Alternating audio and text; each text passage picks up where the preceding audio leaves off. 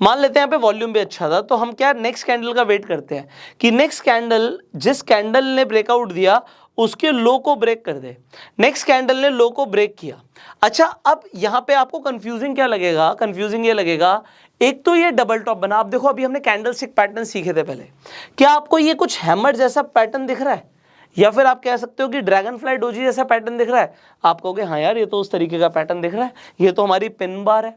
अगर पिन आपको चार्ट के बॉटम पे दिखती है तो कैंडलस्टिक क्या करती है, कैंडलस्टिक कहती है कि भैया अब यहाँ पे दो चीजें हो गई, एक तो मैं ब्रेकआउट ट्रेड कर रहा हूं, दूसरा मैं कैंडल को देख रहा हूं, कैंडल बन रही है, यहां पे ही मेरे को हैमर जैसा कुछ दिखा, यहां पे मेरे को ड्रैगन फ्लाई दिख गई, तो मुझे हैमर और ड्रैगन फ्लाई दोनों दिख रही हैं।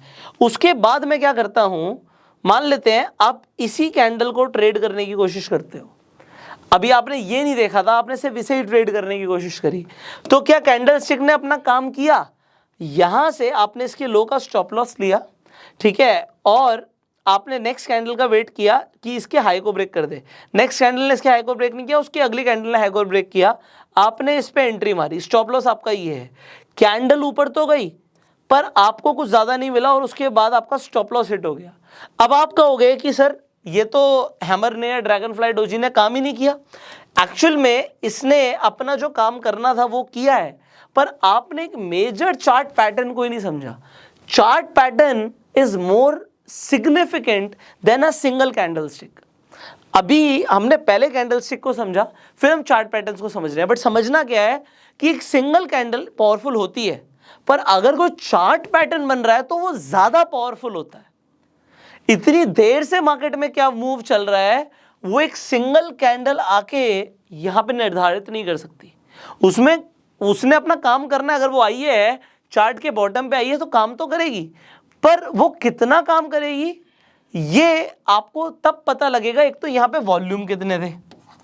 अब दूसरी चीज आपको क्या देखनी है कि जब ब्रेकआउट आया उसके बाद थोड़ा सा प्राइस रीटेस्ट करने के लिए ऊपर जा सकता है, बट वो फिर नीचे गिरता है। तो ये आपको रीटेस्टिंग वाला कंसेप्ट क्लियर हो गया। बट अब इस केस के अंदर मैं आपको यहां पर कुछ और भी समझाना चाहता हूं, इसे समझिएगा।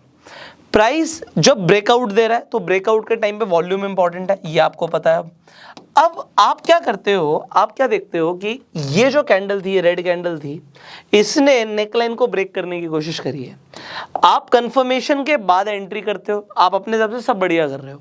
आपने कंफर्मेशन देखा, ये वाली जो कैंडल है इसमें जाके जो पिछली कैंडल थी जिसमें ब्रेकआउट हुआ उसका लो ब्रेक कर दिया, आपने एंट्री कर ली।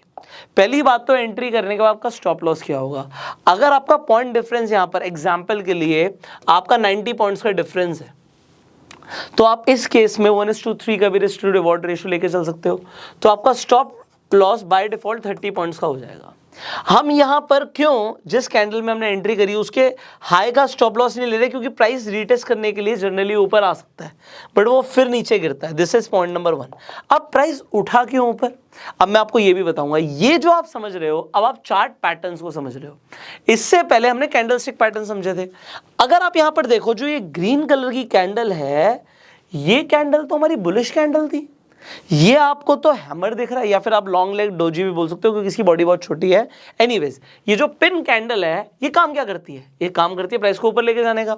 तो अब कुछ लोग तो सिर्फ यही देख रहे होंगे कि प्राइस गिर रहा है, गिर रहा है, गिर रहा है, गिर रहा है, गिर रहा है, और एक हमारी कैंडल बनती है जो कि एक बुलिश कैंडल है। और आप क्योंकि अब समझदार हो गए हो, आप पूरा चार्ट पैटर्न देख रहे हो। तो कुछ लोग तो सिर्फ इतनी पिक्चर देख रहे हैं, आप पूरी पिक्चर देख रहे हो।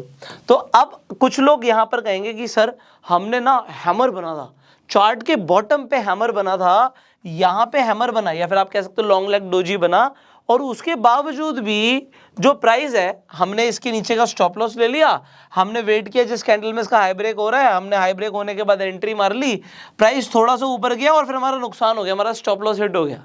तो जी हैमर काम नहीं करता। बात ही नहीं हैमर ने काम नहीं किया, हैमर ने अपना काम किया है, प्राइस को वो ऊपर लेकर गया। प्राइस तो ऊपर गया, पर इससे पीछे खड़ा था एक पावरफुल चार्ट पैटर्न। एक कैंडल में हो रहा है जो वो ज्यादा इंपॉर्टेंट है, या फिर जो पीछे चार्ट पे इतनी सारी कैंडल्स में हो रहा है वो ज्यादा इंपॉर्टेंट है। अब आप बताओ ये चीज। ऐसे तो आपको चार्ट पे बहुत सारे कैंडलस्टिक पैटर्न्स मिल जाएंगे और आप देखोगे, मान लो आपको दिखा ये हैमर है, हैमर ने अपना काम किया है, यहां पे आपने कहा जी ये तो बुलिश एंगल्फिंग है, इसने तो अपना काम किया है।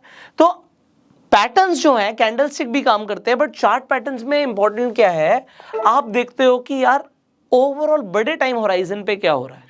तो बायर्स और सेलर्स के बीच में जो फाइट हो रही है उसमें कोई चार्ट का भी पैटर्न बन रहा है क्या? सो चार्ट पैटर्न इसलिए इंपॉर्टेंट हो जाते हैं। आगे बढ़ते हैं, नेक्स्ट चार्ट पैटर्न पे आ जाते हैं, and that is double bottom.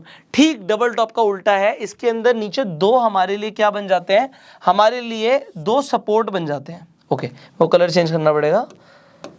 सो यहां पे हमारे लिए सपोर्ट दो बार सपोर्ट जब प्राइस को मिलता है तो उसके बाद वो अपनी नेकलाइन जहां पे रेजिस्टेंस मिला था, अब वो नेकलाइन है उसे ब्रेक करने की कोशिश करता है, रीटेस्ट करने के लिए वापस नीचे आता है, एंड देन बूम। सो जो ये पॉइंट डिफरेंस है, इतना पॉइंट डिफरेंस आप एक्सपेक्ट कर सकते हो। तो हर बार प्राइस रीटेस्ट करने के लिए आएगा जरूरी नहीं है, ठीक है, ये इंपॉर्टेंट है इसमें। सो अब हम इसे भी समझ लेते हैं। देखो डबल बॉटम के अंदर प्राइस को दो बार सपोर्ट मिलेगा। अब आप यहां पर देखते हो तो नीचे इस प्राइस को यहां पर सपोर्ट मिला, सपोर्ट पे जो लो था हमने समझ लिया सपोर्ट है। मैंने आपको ये बताया था सपोर्ट और रेजिस्टेंस हमेशा एक जोन होते हैं, तो जरूरी नहीं जब प्राइस ऊपर उठ के दोबारा नीचे आए तो सेम लेवल पे जाए। आपको हमेशा मैंने बोला कि हॉरिजॉन्टल लाइन की जगह रेक्टेंगल प्लॉट करो, सो दैट प्राइस ऊपर नीचे थोड़ा बहुत जा सकता है, चलेगा, बट उसके बाद अगर वो उठना शुरू करता है तो हमारा कंफर्मेशन हो सकता है। सो यहां पर भी एक नेकलाइन है। नेकलाइन क्या है, प्राइस गिर रहा था तो यहां पे सपोर्ट मिला, अब प्राइस जहां तक ऊपर गया वो रेजिस्टेंस हो गया, प्राइस दोबारा गिरा तो वो दोबारा से सपोर्ट हो गया। अब सपोर्ट और रेजिस्टेंस के बीच में जब प्राइस है तो जब वो दोबारा से अपना रेजिस्टेंस को ब्रेक करता है तो वहां से आप एंट्री ले सकते हो, और जो ये हमारा पॉइंट डिफरेंस है, this can be our potential target.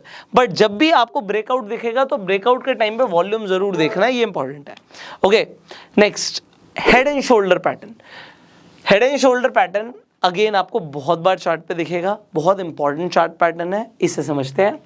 अब आपको क्या दिखता है, प्राइस सबसे पहले तो एक अप ट्रेंड में होता है। ओके, सो प्राइस अपने अप ट्रेंड में है, नीचे से ऊपर जा रहा है, फिर गिरता है, कहां तक गिरेगा, जहां से उठना शुरू किया वो सपोर्ट हो गया, फिर वो ऊपर तक गया, उसे रेजिस्टेंस मिला, अब वो दोबारा कहां तक जाएगा, वो अपने सपोर्ट तक जाएगा, उठना शुरू करता है। अब क्या होता है, आप क्या देखते हो कि पहली बात तो जो प्राइस है जहां से दोबारा से गिरना शुरू करता है, जहां से दोबारा से उसे रिजेक्शन मिली है, वो पहले वाले रेजिस्टेंस लेवल तक तो पहुंच नहीं पाता, तो उसे पहले ही रिजेक्शन मिलना शुरू हो गया है, ये इंपॉर्टेंट है। तो जो सेलर्स है वो प्राइस को उठने नहीं दे रहे। दूसरी चीज ये देखिए, बीच में हेड है और ये जो ऐसे दो कंधे होते हैं, तो जो सिमिलर पहले हमें इस लेवल पे जो प्राइस था उसको रेजिस्टेंस मिला था, वो गिरा, उसने अपने पहले रेजिस्टेंस लाइन को ब्रेक किया था, ब्रेक करके वो एक नेक्स्ट लेवल पर पहुंचा था जो उसका रेजिस्टेंस था। अब वो नीचे जब गिरता है तो ये नीचे गिरता है, यहां पे इसे आइडियली सपोर्ट मिलना चाहिए था, अगर ये सपोर्ट मिल जाता तो हमारा अप ट्रेंड कंटिन्यू हुआ है, बट सपोर्ट तो मिला नहीं, उसने तोड़ा अपना जो उसका सपोर्ट था और उसके बाद वो अपने सपोर्ट तक पहुंचा जो उसका पहले सपोर्ट था, दोबारा से उठता है, जिस लेवल पर उसे रेजिस्टेंस मिला था सेम लेवल से उसे दोबारा रेजिस्टेंस मिलता है, बट अगर इस बार इसने अपना सपोर्ट तोड़ा, सिंपल प्राइस एक्शन है ये, तो प्राइस काफी गिरेगा। कितना गिरेगा, जितना यहां पे सपोर्ट लाइन से लेकर, इसे नेकलाइन भी बोल सकते हो, नेकलाइन से लेकर जो आपका हायर लेवल का रेजिस्टेंस है, इतना पॉइंट डिफरेंस आपको नीचे मिल सकता है। बट एक चीज है, जैसे प्राइस दोबारा से रिटेस्ट करने के लिए ऊपर आ सकता है, बट उसे इस लेवल पर जो उसका पहले सपोर्ट था, जो कि अब रेजिस्टेंस बन चुका है, इस लेवल पर आके उसे दोबारा रिजेक्शन मिलेगी, थोड़ा बहुत ऊपर नीचे हो सकता है, पर फिर जब प्राइस गिरेगा, so you can expect the same point difference, जितना पॉइंट डिफरेंस इसके हेड के टॉप में और नेकलाइन के बीच में है। सो इसे मैं आपको रियल लाइफ एग्जांपल के साथ दिखाता हूं। और ये कौन से पैटर्न चल रहे हैं, रिवर्सल, अप ट्रेंड चल रहा था, डाउन ट्रेंड की शुरुआत हो गई। Okay, so look at this. So आप क्या देखते हो, आप देखते हो प्राइस अप ट्रेंड में था, उसे रिजेक्शन मिलती है, ठीक है, सो प्राइस को रेजिस्टेंस मिला, रेजिस्टेंस के बाद प्राइस नीचे गिरा, जब प्राइस नीचे गिरा तो उसे सपोर्ट मिला, प्राइस ने उठना शुरू किया। अच्छा, थोड़ा बहुत यहाँ पे चल सकता है, कुछ लोग इसे ही डबल टॉप समझ सकते हैं, ठीक है, सो डिपेंडिंग वो कितना बड़ा टाइम फ्रेम पर देख रहे हैं। कुछ लोग इसे ही समझेंगे भाई डबल टॉप बन गया है, और डबल टॉप अगर आप कोई इसे इसी तरीके से ट्रेड करता है, एग्जांपल प्राइस यहाँ से ऊपर जा रहा है, ये नीचे गिरा, ये ऊपर जा रहा है, नीचे गिरा, अब मैं कहता हूँ डबल टॉप ही ट्रेड कर रहे हो। अगर ये नेकलाइन है तुम्हारी और तुम नेकलाइन ही को ट्रेड कर रहे हो, तो ये जो हमारा पॉइंट डिफरेंस है, क्या ये हमें मिला? द आंसर इज हमें मिला। सो ये डबल टॉप जितने बड़े टाइम फ्रेम पर देख के आपको चार्ट पे मल्टीपल चीजें दिख सकती हैं। यहां पर तो 2 बार उसे टॉप मिल गया, यहां पे प्राइस ऊपर आने के बाद दोबारा से नीचे गिरा है, कभी कभी वो यहां से डायरेक्टली गिरता चला जाता है, तो ऐसा भी होता है। बट यहां पर क्योंकि प्राइस गया, उसने सिमिलर लेवल पर दोबारा रिजेक्शन मिली, इसलिए मैं इसे डबल टॉप बोल रहा हूं।